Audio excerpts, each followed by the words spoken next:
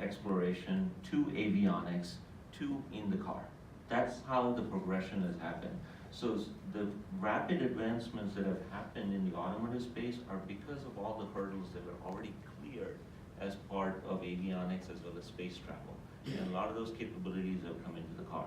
So it is something that's going to trend, hopefully in different ways over the next 10 years or so. And it's not just cars. We are seeing this happening in trucks. We are going to see this happening with air taxis and other forms of autonomous things in our world. Like robots in the house are starting to become, you have some sort of a robot in the car, in the house already, in terms of like a talking dog or some toy or a drone or something that goes around. So I think it's a really exciting time, and hopefully, there'll be different segments in the market that can take advantage of all the advancements. Well, absolutely, and I think this might be an interesting perspective for Harsh to chime in on the hardware side, just having spent many years at Intel, right, in particular, because many of us are familiar with Moore's Law, we're familiar with different compute cycles and processes, but how, and of course you've got the Qualcomm perspective, we have some interesting thoughts here as well, but how has sort of the hardware maturation changed as well over the years to accommodate the heavy compute stress? Yeah, I think as the AI takes more and more, more and more engagement, and especially in cars, so much of data is generated. Think about planes, think about home appliances, they all will be fed to the cloud. And that we see there's a big challenge in the hardware. How do you compute, how do you infer and process and send the data? And of course, we are seeing certain trend that intelligence is moving from cloud to the edge, certain extent. And we think a lot of new kind of hardware will be upcoming. That's how, at least I see personally, happening. So we also see a lot of data centers will be implementing AI in their infrastructure, like how to provision the workloads, how to deploy the hardware more efficiently, and how you can do certain things better on hardware, and how to modify the hardware. The neural processor which is coming from Intel is one example of that, how you can train it much faster your data. Yeah, that's actually a good point. And I mean, certainly on the industrial side, there were these thoughts of doing automated fault detection, yes, right, in factories, which people have been doing. And to the point that really has been made by a lot of people here today, this stuff's been around for a long time. It's really funny when people say, oh, electric vehicles are brand new. And I go, no. I mean, I remember because we're on the Caltech thing, when I was at Caltech, working at JPL, and avionics had figured a lot of this stuff out a long time ago. Right? And so to your point, the hardware's changed. Certainly the stress on the cloud, as it were, will also need to kind of mature. And I'm wondering, I mean, Hanlang, do you have any thoughts on that in particular as we think about cloud, data, storage, how kind of, in an environment where we have AWS now, like life is a lot easier for many of us, but in general, how do we think about kind of the growth of, where data sits, how it should sit, and maybe things like that, so. Okay, so as a Workday, so we are enterprise software provider, which we have our own private data center. We do have a AWS as a next phase to allow our customers onboarding on AWS. However, the reason I believe machine learning in Workday can be a leading competitive benefit for us is all the data. It's sitting in the same place. It's sitting in our private cloud now. So actually Workday is the only vendor can connect all your HR data together, your payroll data, your worker profile data, your learning data, everything together in one data, big cloud, right? That's the benefit of one single source of the data. So machine learning with those computing power need to sit closer to those where data sits. So that's what I'm thinking in the future with more and more data, your computing power intelligent moving from core cloud to the edge, the future AI, even for your workforce management or for your core financial management, will be centralized and distributed in the same way, central and on the edge. Well, Yeah, so maybe I'll add some perspective. So I work for ServiceNow, and just like Workday, we build application for enterprises. So we have application for IT, security, some piece of HR as well. So in my basically world is I work on the IT service management side. So we put a lot of focus on you pick a really expensive process, which either in terms of the time or in terms of the cost, and then how you can really make it shorter. So we do a great job by applying the business rules and automate the workflow based. But we are really excited about all these new emerging the AI capabilities that can process lots and lots of data in a short amount of time. And that brings in the benefit from the personalization side. So if as a user you log in into a portal which you already understand based on your previous activity what you have done and can surface up the most relevant information to you, and this all happening in a secure way. And we have a few different areas. For example, when you talk about IT service operation management, that's where even it's more useful when you talk about managing hundreds or thousands of servers in a data center and doing a more proactive detections, which until now is very costly and very labor intensive. So now it's basically very easy to do. I have a question. I have a question for both of you, Workday as well as ServiceNow. Sure, we're partners anyway. Very good. And that way we are a partner because you're using our hardware. Yes. So, how much of AI solution you have implemented in solving your problems? I will start with Workday. So Workday AI product strategy is to embed those capability or intelligence into our applications. So we don't intend to introduce special framework or platform that allow our customers to build their own. Or in the future, we may have some partner capability who can access some of those to build up their own applications. But today, we try to analyze the machine learning or AI-driven use cases like smart recruiters, right?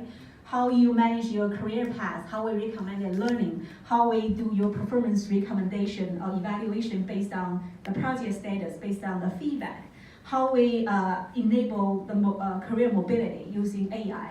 This is one of my favorite use cases. I always talk about mobility, how we truly enable career mobility with AI. Right now, as I'm product manager, when I look for jobs, I actually look for product manager, maybe in different industry, in different company, or within the same company. How about AI understand my skills, understand my interests, understand my projects? They can recommend me saying, hey, this is a BD position, business development manager position in such company that available for you. Are you interested? Without AI, you still can you do it? Maybe, but with AI, it's a part of the experience to enable your mobility. So we do have AI solutions today across recruiting, learning, talent. We also have some those automation-focused AI capability in financials management side of it. Focus on process automation. I'm sure ServiceNow is doing a great job here as well. So I will leave it to you. Yeah, so we have three primary use cases which are in production right now. One is on the data center management and monitoring side, which will also include the proactively detecting any potential threat from security point of view and doing the anomaly detections. The second use case we launched last year is when all these tickets and requests comes in, how you can correctly categorize and assign to the right person in the first attempt, so that your issue get resolved by the first person instead of ping-ponging the.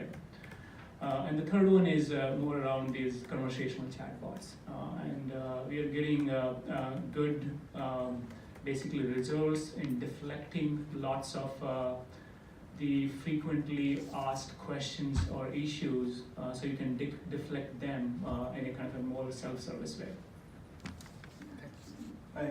I find that to be a very interesting sort of maturation as well, right? Or evolution, I should say, of the conversation, because we started almost jokingly talking about some of the autonomous nav, and then I made that joke about just sort of getting comfortable, and my poor wife, who is still not yet comfortable. But then to your point about just something as simple as the chatbots, right, or cognitive agents, as you sort of think about the future of cognitive agents and how humans interact, many of you, without going into a ton of detail, are familiar with a very recent Google PR, around conversations that are being had and how individuals would behave if they knew they were actually speaking to a virtual cognitive agent, right? So I'm wondering, how do we think about how to accelerate, or perhaps you don't accelerate, maybe you just let it go organically.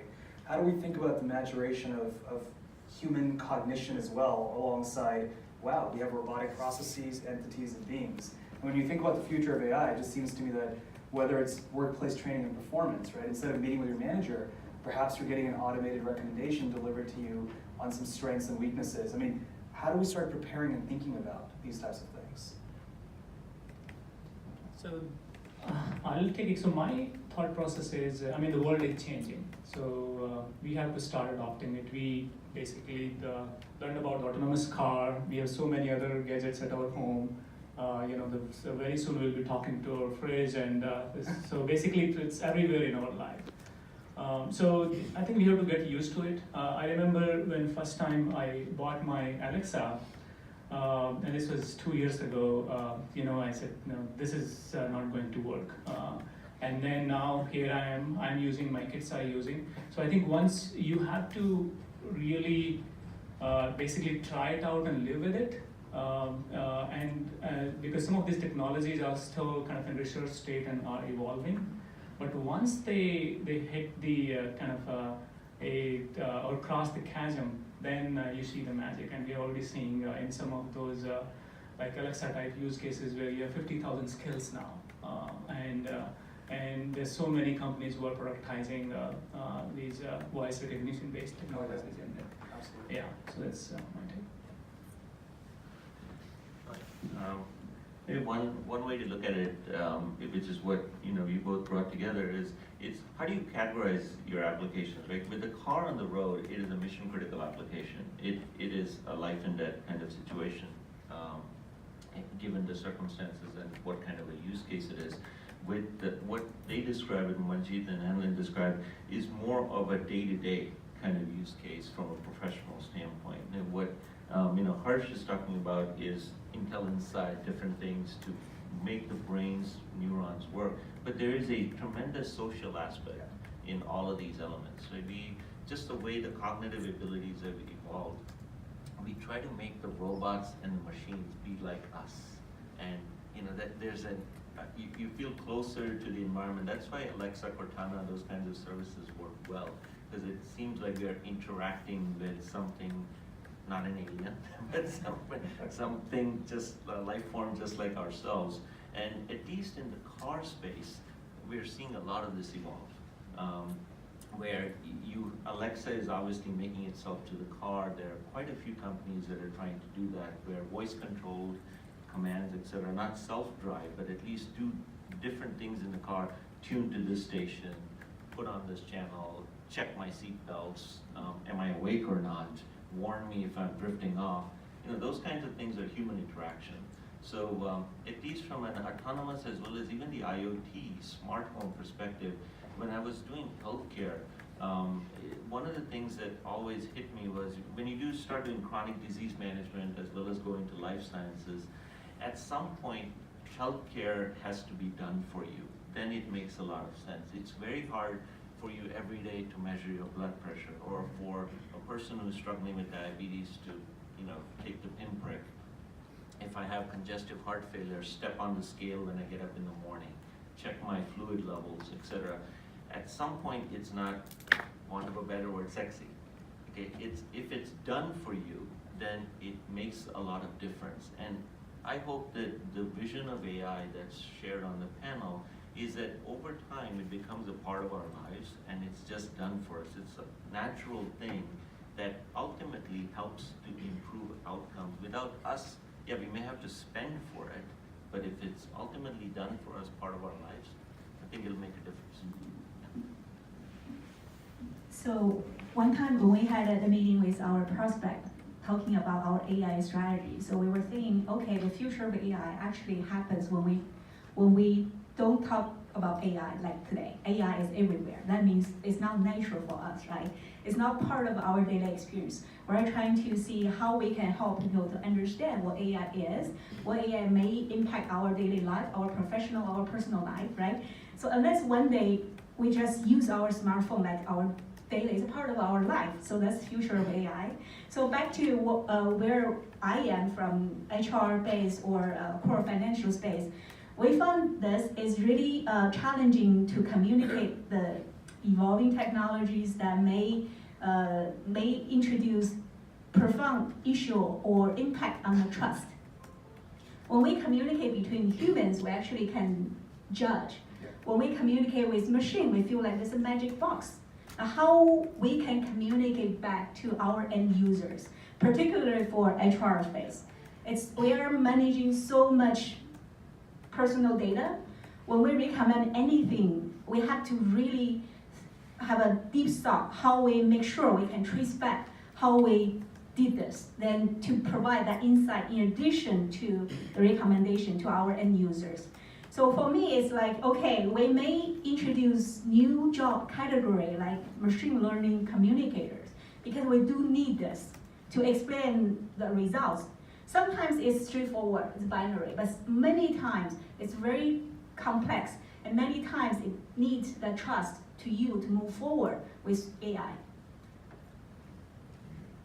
I think you pointed the right thing. It does not capture the human feel, social side. And I think there is a challenge here. It's still a challenge in natural language processing. All the things which you see, Alexa, Tesla, and all that, they are fixed format. You tell them, cancel route guidance, drive me this place. They are fixed format. There should be a cognitive area where you say something, he can intelligently think and respond.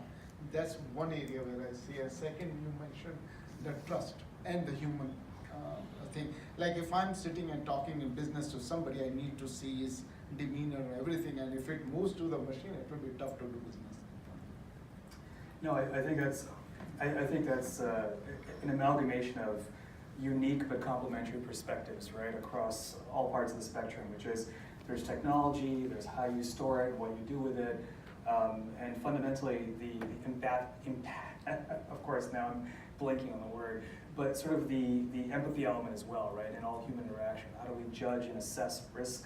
How are we able to establish rapport and trust? And certainly a lot of work's been done, particularly on the neuronal basis of cognition, to Rajiv's point, to get a better sense of how humans process, right? Because yes, before we can have deep insight into how to have better NLP algorithms, we have to have a very good sense of how we map cognition in our own minds, right? Which is still going to be a very difficult thing to keep doing. I do wonder though, over time, if this is one of those things where we keep infusing these little baby wins effectively, whether it's Alexa, whether it's trusting a vehicle, trusting your smartphone, and then over time we just sort of tend to build up a rapport. I come from the private equity and venture capital world. I did that for many years, and one of the things that brought me to sort of my post-retirement career now, which is in music, was really motivated by this. It sounds silly, but motivated by this, because if you go back to a point that I made very early on in that talk, people thought about music in a fundamentally different way. To some extent, they still sort of do, right?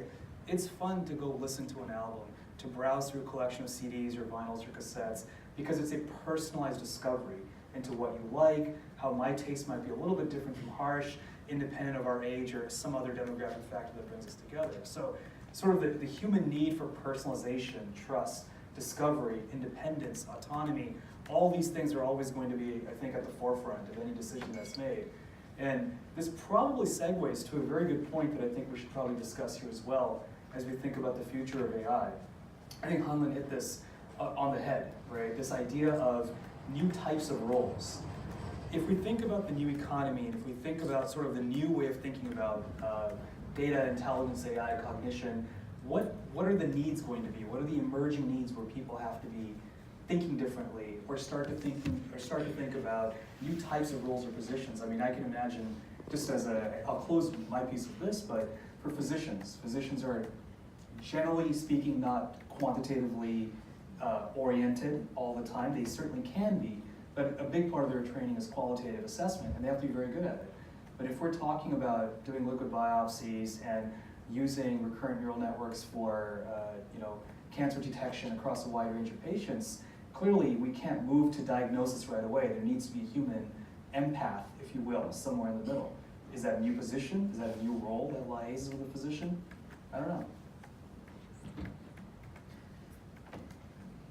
Yeah, so I think so. Let me make a hypothetical scenario here. So think of a few years from now, and this is I'm talking about this kind of all these emergent technology coming together. So there are a few startups who are working on these nanobots that can go into our body. Okay, so they're smart enough; they can collect the data.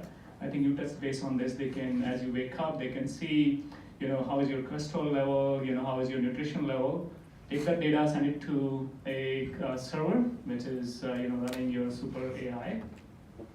And the server can analyze the data with all your historical health history. What is your, the genome, and what is your microbiomes, and whatever issues you have until now.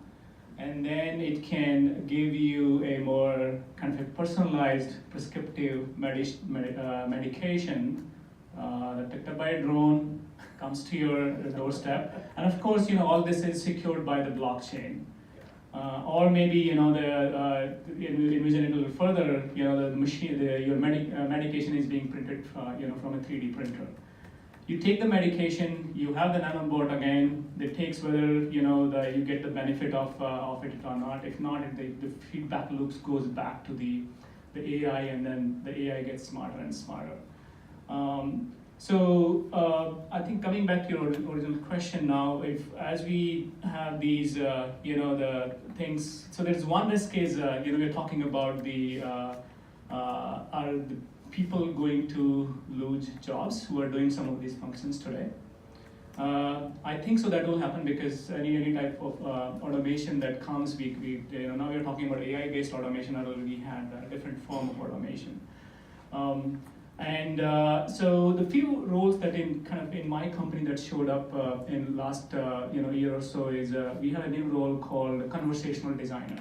I never heard of it before. So this is the person who creates this conversation tree for our virtual chatbots. Similarly, if you look at I think this healthcare domain, I see the physician or the doctor playing the role more of a consultant. Because in the scenario I described before, if you think all the quantitative and all the analysis, which is like very labor-intensive work, doctor don't want to do it, or even if they do it today, they're skipping a lot of things, right? So maybe if I'm a doctor, I have working with an AI agent that does all for me, and then I'm just empathizing with the patient and creating the bond and the emotions and everything together. So I think we have to learn how to work well with these new technologies, and in some ways it is already happening because in factories we have robots, so people, So going back to my earlier point, I think we have to, as these things enters into our life, we have to fill up that skill gap. Yeah, absolutely. One of my favorite movies is Hidden Figure, Yeah. right? When the human computer has been replaced by machine, those ladies, they learn how to evolve, to improve different skill sets, to be adaptive, than being a winner. We always say winner needs to have this continuous learning mindset. I think with AI, everybody has to be a winner with this mindset. So it's one thing I really like. As a product manager in nature, you actually evolve from time to time because technologies go up and down. When I started my career, I started with internet IP telephony protocol. So it was cutting edge technology 15 years ago. Now it's commodity, right? So how you move on being a product manager across different technology area. So this applies to everyone in the workplace. So even that's the reason why we think AI fundamentally will change how every company manage their talent. So Actually, Workday, starting from Workday, we are stopping performance evaluation process. We call it performance empowerment. We try to put every employee to be a driver's seat for their own career because of this winning mindset is needed. So I can put this back to the physician case, right?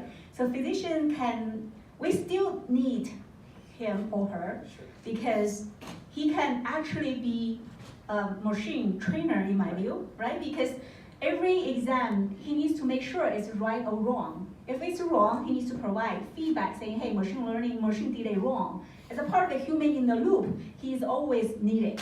We always say we try to introduce machine learning or AI capability into our solutions to augment users, not to replace users. Certain jobs like data entries, we know maybe replaced not even by AI, by RPA, right? It's not by AI. AI is now designed for that purpose. So trainers to train machines and physicians can be communicator to actually maybe can provide better insight for patients because how many minutes you get from your physicians generally? 5 minutes, 2 minutes, right? Maybe you can get 10. Right. Yeah. This reminds me a very interesting incident. About 2 weeks ago, I went to see my car dealer and we got into some conversation and he was talking about health. He has a side business which is called health business. And he was talking about a new idea where like Uber is just for car.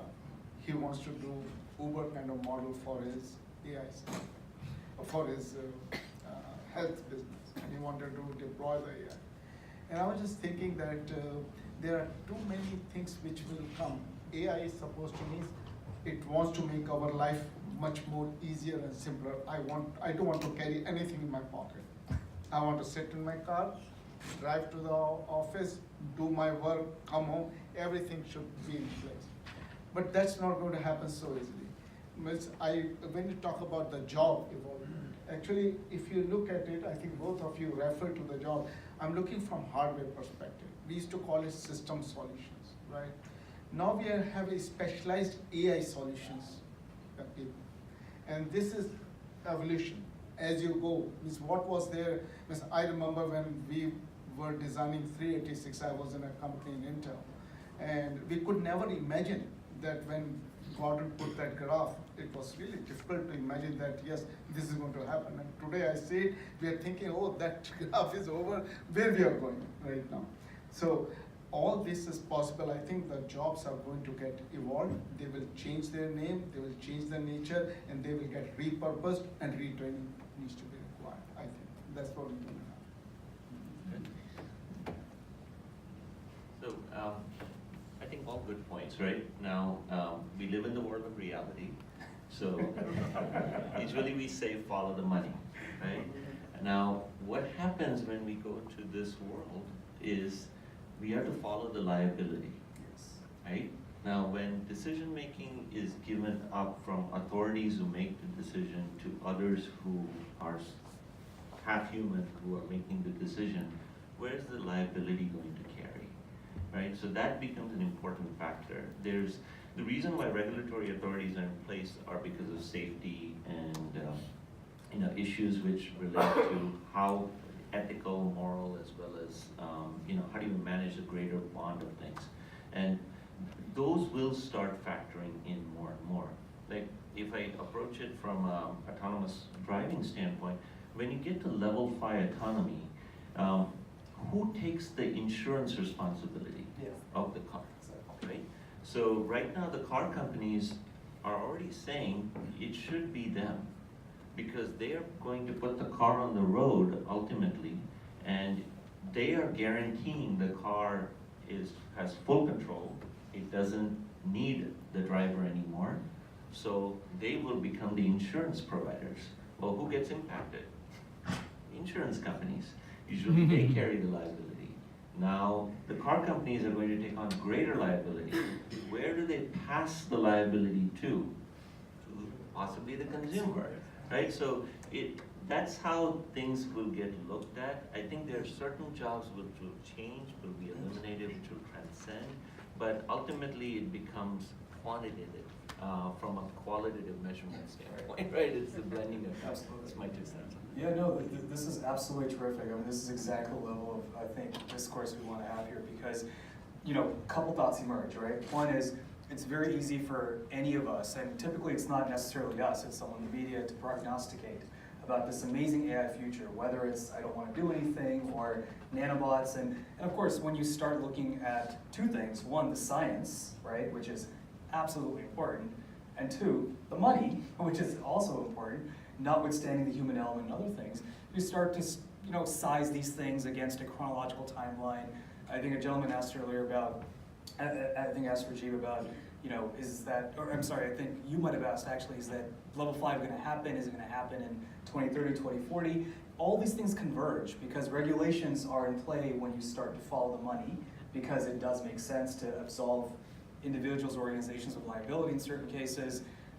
Some of you may or may not know, but prosecutors, for instance, I said, you know, prosecutors cannot be, notwithstanding a very small set of cases, they effectively have immunity, right, when they do most of their things. And so that's one example of indemnification of liability where you don't necessarily have to worry about your action, but if we're driving around in a vehicle, if all of a sudden we're consulting with a machine, effectively, an intelligent, sentient being that is prescribing something, if I'm printing something from my 3D printer, where does the liability sit, right? So there's the engineering side, there's a scientific development side, there's a human side, but absolutely the capital side is absolutely important because if you don't connect all these things, you start to spin these bizarre narratives and webs about what AI is seemingly going to do for you.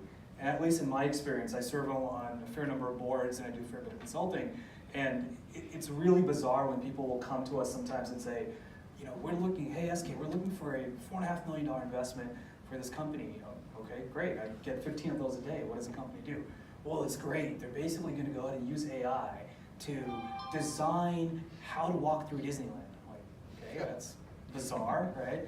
And you start questioning, you start thinking about these things, and you know, it's just, the business model falls apart very quickly, right? So it's a lot of thinking about these things holistically and thinking about a world that can exist. You have dreamers like Elon Musk who, you know, people are bifurcated about how they think about him, but individuals like that dream up worlds that don't yet exist, which is equally important. But bringing everything back down to reality, yes. I mean, what are some things that we see, you know, maybe if we kind of take the nanobot piece out, even though certainly nanovesicles for drug delivery are actually there now. We do that today.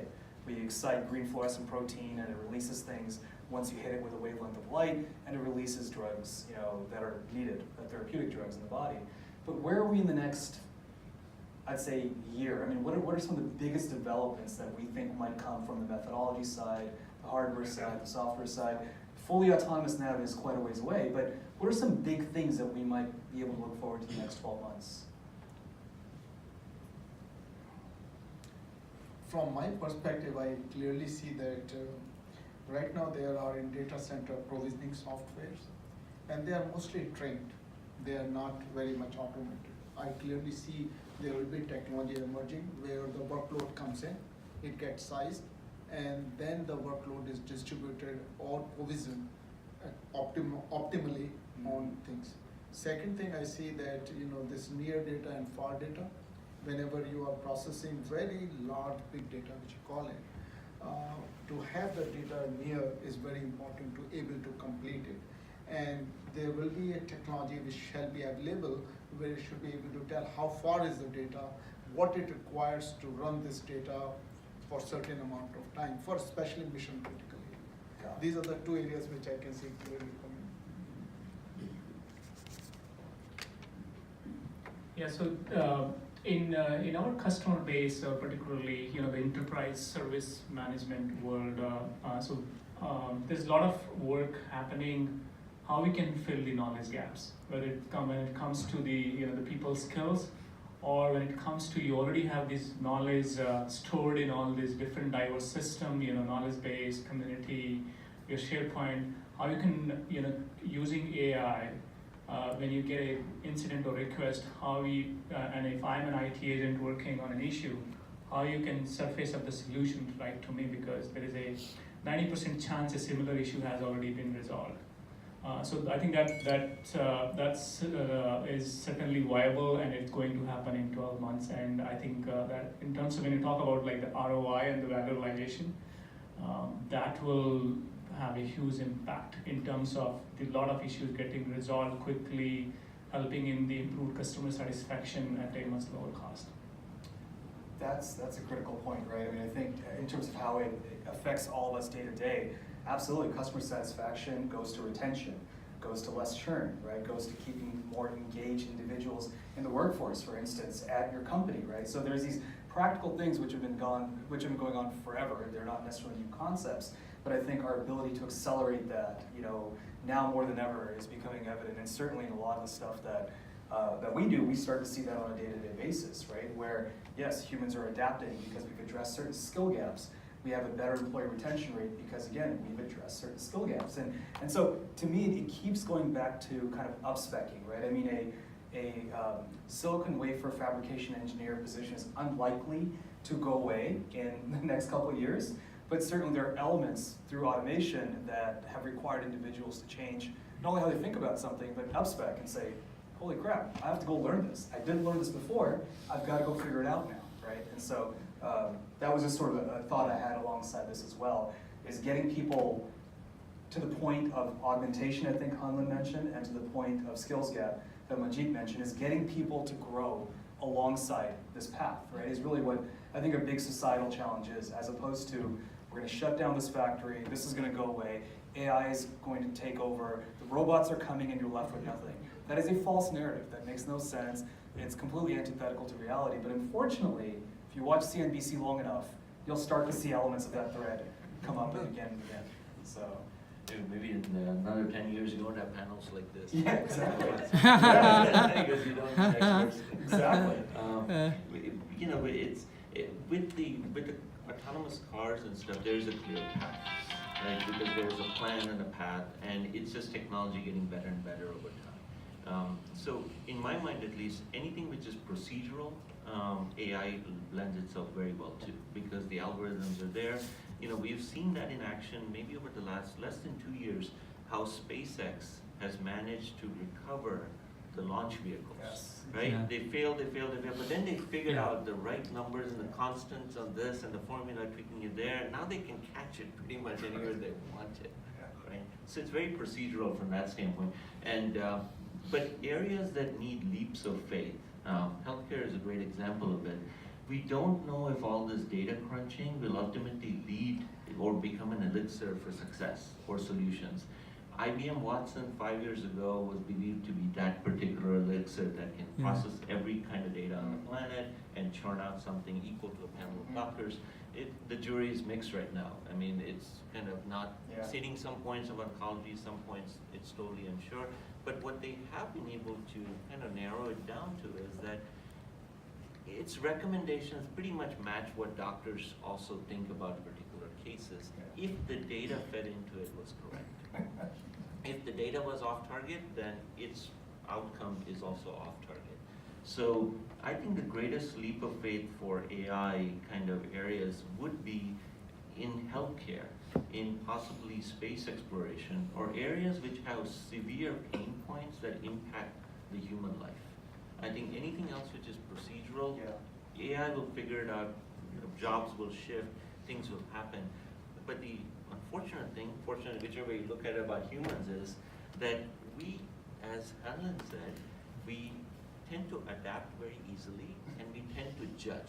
How many of you have had conversations or discussions with Alexa which didn't go well? Oh, gosh. Everyone. We start the conversation, and then if she doesn't react when we say Alexa, we start yelling, our tone goes up a little bit. I said that, why didn't you turn off the timer? And then the kids know how to get around it. So that makes it easy. Our nature is such that we let certain things be forgiven and go, and make things happen. So we are going to make some of those things happen and let AI slide into our lives just because it's cool and it may help us. But I think ultimately, at some point in the equation, we are going to say, is this really working for me or not? And what am I going to do with this? So that's my thinking at least. So you bring up a great point, right? The AI will bring the right recommendation with the right data set. So from what I can observe so far, still, data silo from enterprise domain is very heavy. Right information, correct information, how we actually connect different data sources together and create that contextual graph. This is what we call knowledge graphs, right? How we connect different data, actually we get more contextual to provide better insight. So I know, it's famous that Google has knowledge graph and LinkedIn has knowledge graph. I happen to know that Amazon is building up their product graph, and Workday is building up our knowledge graph, starting from skill, because we feel like skill is universal language across your entire talent landscape. So every company I can imagine, big enterprise company, is trying to build up this graph knowledge as a core piece to enable AI. Absolutely. I mean, we used to really, I think in the industry this is true, but certainly in sort of hardcore computer science, the old thought was always garbage in, garbage out. And there's a more uglier way of saying that, but effectively it's the same thing, right? I mean, your insights, your recommendations, your advice, it is not to say it's only going to be as good as what comes in, because in the final analysis that should not be true. It should actually be better in the future state. But your rate limiting step, your weakest link in the entire process is going to be crummy garbage data. And by that, I don't necessarily mean unstructured data like we talked about before, and others have mentioned this as well. You can assign some structure to data, you can make sense of it, but the idea is that if you're coming in with a false sense of assumptions, hypotheses that have been very weakly assessed or tested, just sort of the principal scientific method interrogation, right?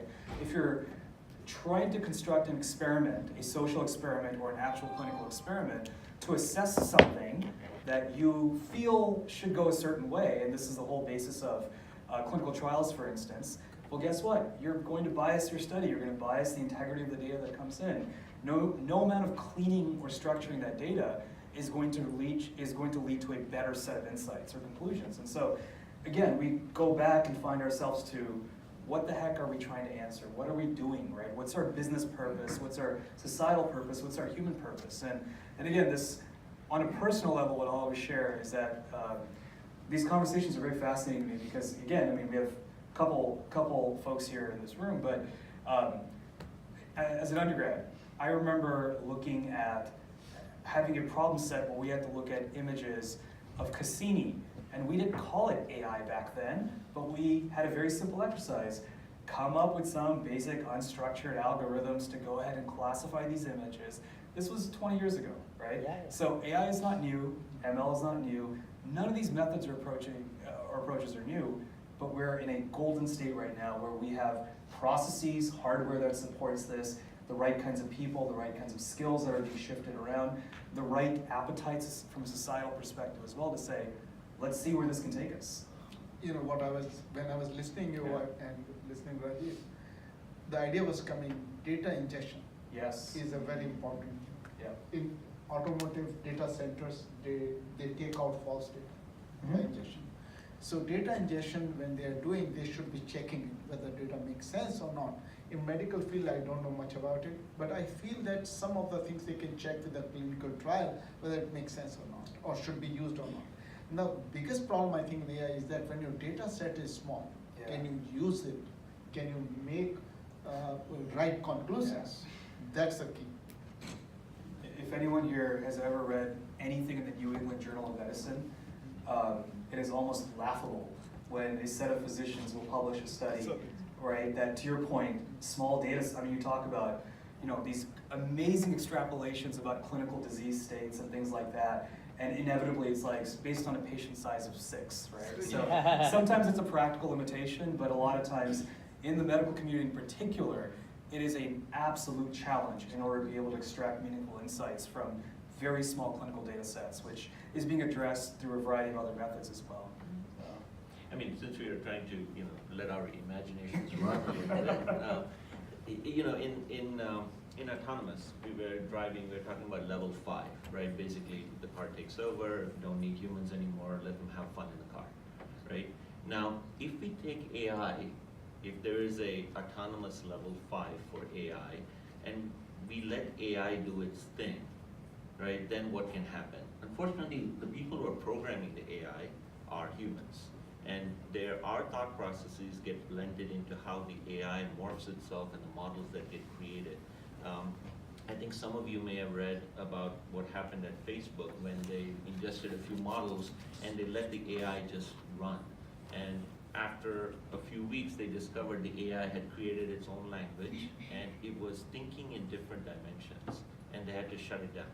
But maybe some of the problems that we face in this world, the unsolvable tough problems, we may need that kind of multidimensional thinking, approach it from different parametric sets, non-convolutional ways of solving problems. Then that will actually help us get there, like an Einstein or a Stephen Hawking kind of approach. Well, So I think that's okay, as long as we manage to something, but it has to get there, and it will, because again, the data, you need the data, but it's the humans who are feeding in the data and how they treat the data. So there's a failure point with humans. Oh, yeah. Yeah, absolutely. I mean, I think you're right. I think if you're looking to make progress on the grand unified theory of physics, absolutely, right? We should be unconstrained and we should let people run with different ideas, and we should let semi-sentient systems actually develop their own intel. That is brilliant, right?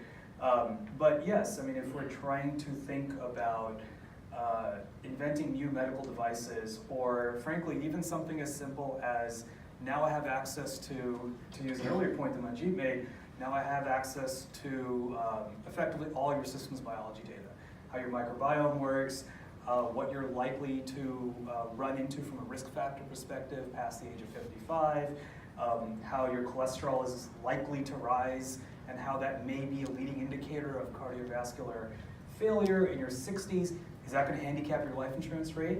Well, if people have access to that data, it very well may, right? Unless you find ways to protect that information. And I'm wondering, many of you, or some of you certainly have heard about the GDPR regulation in Europe and how that's become more and more important when we think about data. So we've talked about ingestion, we've talked about integrity, but you know, and this is less about the cloud perspective, right? Because yes, I mean, you mentioned there's a private cloud for sensitive information, we have access to public clouds, but just from an overall regulatory body perspective, being cognizant of cultural differences like Europe was, absolutely steadfast in saying, no, no, no, there will be punitive damages, 4% of your turnover a year, should you compromise or breach data relative to GDPR. The US is like, peace out, right? We just don't do that. So how do we think about this in a fundamentally different way as well? We have a lot of personal data. We are detectors, right? I mean, frankly, when I go and take a blood pressure measurement, I want to protect that measurement. I don't want my insurance company to get a hold of that. So how do we think about data protection and how that should change in a multicultural, multilingual world, really? It's a weird question, I know, but I've been thinking about this, yeah. I mean, two of the gentlemen had asked me two different questions, and I can hearken to that. Like the gentleman had asked me about privacy of telemetry data coming from the car. Right? Do I want to really share that or not? Right. And who owns that? By the way, I have to opt, well, I don't have to, but I actually opt in on Tesla, right? So, yeah. That's exactly the thing which is there, right? And this gentleman had asked about reinforcement learning, right? So I think the context with GDPR and all of this forget me versus remember me and all that, there is an incentive tied to everything. Usually, you will share your data, use it as long as you get something in return. Unfortunately, that's human behavior. That's the way it works. And so the way the human world works is we put controls to manage data, whether it's financial through SOX 404, or whether it's privacy level controls or HIPAA level controls, etc. And so you could imagine AI kind of bots that manage these controls because it's all procedural. They can do that. They can easily get context on where should you get the permissions, how far should you share it. But the pretty much common mandate across the world, whether it's Europe or the US, and then all other countries usually tend to peg their privacy and security controls to one of these geographies, is the consumer owns their data in some way, shape, or form. Others have the ability to use it, given the permissions and the flow through that has to happen. And so that is a universal unsaid amendment that is practiced. And so I think that still continues because the human is still in control. And it's how do you percolate the controls down through AI and non-AI systems? That's the part that needs to be managed. Before, about 15 years ago, when databases, before they had gone to warehouses, there was a federated model Yes. that everybody was talking about, where everybody's data, no matter what kind of data it is shared as a federation globally, and people give access rights to different pieces of data. You can't implement that. It is so hard to do that. So, and the more data you get, the more you have to manage it. None of us wants to do that. But ultimately, if you do want to do it and follow the trail, there's a liability aspect to it. So ultimately, it kind of comes down to that. Yeah. So those are my thoughts. Yeah, so I think you just based on all the important point, the transparency. Any data products or cloud product you have to be very clear and opt-in model. So I built a benchmark product last year, and so basically user have to opt in. The benefit is it lets you compare with your peers and your other industry. But I think the truth is anytime we digitally touch anything, we leave footprints, and no matter if it's a GDPR or companies can try their best, but still there is always a risk, the intended or unintended. I think most companies are trying to be kind of open and trying to do good for their user base. But I think in the market, if we see, the one side is, the Apple side of things, their take on the data and privacy. Other side, we have seen, Facebook and those kind of stories that came in last 6 months or so. And the fact that so today, roughly we have 4 billion people connected on the internet, right? And in next 6 years, another 4 billion is going to join. How those new 4 billion minds are going to use those things, what problem they are going to bring in. So I think we all have to kind of learn and watch and then kind of adopt. So it's kind of. So transparency, totally agree with you. Transparency comes with comes with context, right? We also have this opt-in approach from Workday, and opt-out is never being approached in enterprise domain, right? So in addition to the feature level opt-in, we actually call out what specific data we access and how we process it. So we also provide the option for you to opt out. You give to get something, you also have a right to opt out, to say, I don't want this. Then we need to provide this complete process after users come out, opt out. Now how we actually delete all the data within 30 days. So the entire process, I think it took us 9 months with our legal team to work out. We just released this new agreement we call Innovation Service Agreement, which is very AI specific. So for every customer, when you start using certain features, you need to opt in. So it's your choice. We give you the transparency. We also have a different setting because for AI, sometimes we don't know what we don't know. We need data to know what we process, right? So we have our design partner group approach. So we have a different version of innovation service agreement. So with small selected group of customers who trust us for years, we can work with them saying, hey, we are exploring the HCM use cases, HR use cases. We are thinking about all those use cases, but we don't know which one we can end up deliver, but we can access all your data, at least inside Workday system. Then you are part of the journey, you are with us. We make sure this is how we do it. After we understand it, we'll let you know. So making the entire process transparent with all those heavy process work. By the way, we don't really enjoy that. I feel like, okay, every day hours meeting with our legal team make my head spin, but at the end, we all realize it's necessary because privacy is not just binary, public or private, right? It has to be situational and contextual. So once I feel, particularly in HR base, we had these conversations. Should we analyze people's personality to predict their future success? Should we even build up a social network knowledge graph for the people? So that comes up your private data, or even the data you published in some public site, it doesn't mean we can use it, right? Yeah. So that's very deep thought Yeah, needed yeah. when we handle privacy. I think this is very interesting. I was just thinking about it. The data which is connected to a person is okay, you can opt in, opt out. Yeah. But in public places, the data collected about you, you have That's a no good question. You Yeah. have no control over it. Absolutely. And how that will be dealt is the major issue in my mind. I don't know whether European governments, countries have looked into this, or US government has looked into it quite a bit. And there is a conversation, I know, but Yeah. I haven't seen real important pieces coming out. Yeah, I mean, that's a good perspective, right? Because many of us know that we have effectively zero expectation of privacy in a public space, right?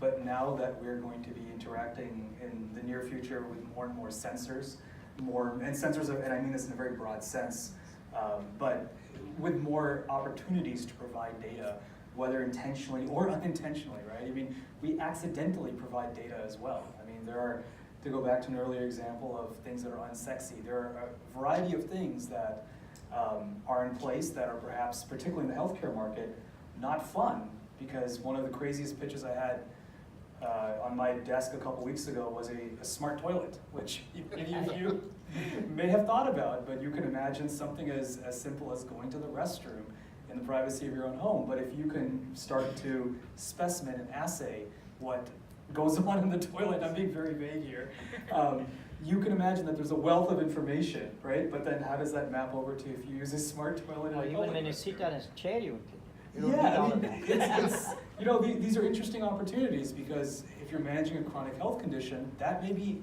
incredibly valuable. If you're taking care of an elderly parent or a child with some issues, I would sign up for that all day, every day. But it's a bit weird, you know, and it's a bit unhuman at times, and it just feels a little too robotic. And I think we've touched on a variety of really amazing things here, but to connect it all back, we all need to get smarter. We all need to think a little bit differently. We all need to help evangelicize the future of AI alongside true elements and not made up sci-fi, right? And I think fundamentally we need to be cognizant of the human element and the human emotion in all of this. So please join me in thanking our wonderful panel here, Harsh, Hanling, Manjeet, and Rajiv. Thank you very much. And thank you to all of you and Dr. Sharma. And this has been an excellent last hour Yeah. of the conference. Yeah. We always have it like this. Okay. People even get more motivated than fighting within each other. We all agree with each other, right? That's the good part. And we will continue to do this. One thing that I want to suggest, right, including the panelists and experts, and there are other people who can also contribute. It's a good idea to continue this conversation. 1 hour is not enough for so many people here and so many people here, and we are going to set up a place where you can contribute continuously. And I made a big list of things that you did not get to cover because it's only 1 hour, just sitting there. So feel free to do that, contribute. That creates a corpus of material, and that may trigger research, that may trigger a lot of things. And I go to more AI events than anyone else, even though we run this here. Thanks a lot for those who have been here for all the 3 days. And I think Sridhar is hiding somewhere, and he has done so much. He's there? No, he's not. He's probably somewhere. So we all need to thank him, and we had a great startup pitch competition that I ran, and everyone enjoyed it, and we will continue to do that. Thank you a lot, and we will have the next one, just for you to know the schedule. January 17, 18, 19 is what we did last time, Global AI Conference, just AI itself. And then April 2, 3, 4, we did a Global Blockchain Conference. This is this. And other locations are done. If you want to be speakers, attendees in other locations, let us know.